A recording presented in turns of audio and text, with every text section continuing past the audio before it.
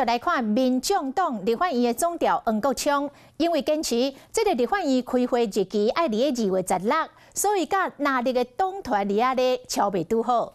黄国昌新设立的板桥服务处，嘛互网友来甲变鬼，甲伊服务处改做伊的外号太离谱服务处，也就是黄国昌包校处。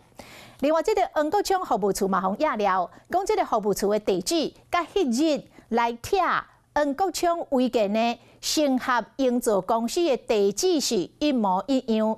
这时候黄国昌是真无力咯，讲这到底有啥物问题咧？讲这算是倒一门的压了咧。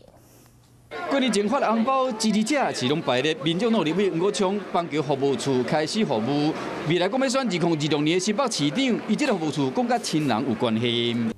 四车鸟伫面册写讲，这个黄国昌的旧厝贴图的执照的号码对应公司就是兴合营造有限公司，啊，这个地址都甲黄国昌目前伫板桥服务处拢同款。其中代表人的名，四车鸟嘛讲，这个人唔知是伊倒一个局啊。这是什么爆料？这不就老早就是公开资讯吗？我板桥服务处的房子是我老婆的，那我老婆的房子，他爸爸的公司登记在我老婆的房子，这到底是有什么问题呢？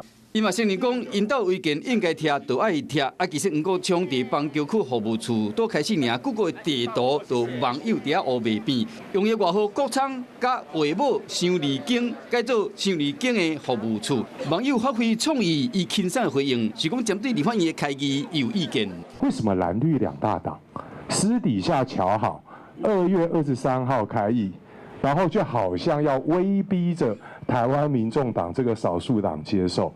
稍有不从，马上发动这一种抹黑、格调这么低的政治攻击。